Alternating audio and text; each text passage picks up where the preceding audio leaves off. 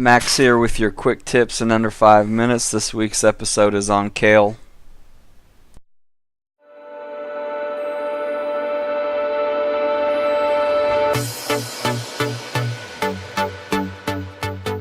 Early game on Kayle, you always want to start her E so you have some ranged auto attacks. I prefer going coin, but honestly all three of the support start builds are probably viable, just depending on what you're wanting to accomplish. I like the mana regen though.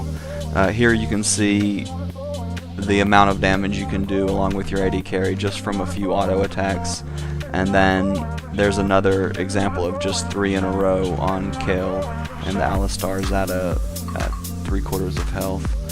I went back and forth with maxing E and W in separate games, and honestly the best thing I found to do was maybe a combination of both, and depending on if you're ahead or behind, you might want to max more of your heal over your ranged E auto attack. And I was really surprised by the amount you can heal yourself or your teammates by maxing your heal. When using the Kayle ult, it's really important to understand you're not always wanting to use it just to save someone. Like there you're just using it so he can take that damage and get out. You want to try to mitigate as much damage as possible, so you're not always wanting to use it when they're at extremely low health. Here's just some examples of saving people who've been caught out. But in these team fights, you'll see where it's placed on a teammate just to mitigate the damage that they're taking.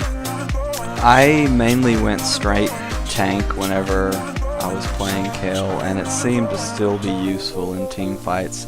The auto attacks still hit hard, not as fast obviously because I'm not building attack speed, but the heal, auto attacks, and ult are really useful in team fights, and if you can place them on the proper champion at the right moment, it can be a game changer.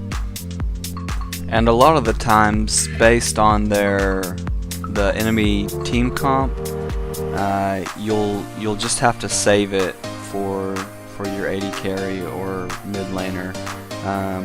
If they don't have hard CC, you can definitely throw it on the tank or the first person who engages, but sometimes you want to let someone else die just to save the person who can actually sway the team fights. It took me about 2 games to really get a feel for Kayle and how to play her early game and in team fights, but once you get the hang of her, she can be really fun and definitely change how a fight goes. Her mechanical difficulty I would rate as average. I really appreciate you guys watching this week's episode, and I look forward to your comments on next week's champ, which is Leona. Thanks guys.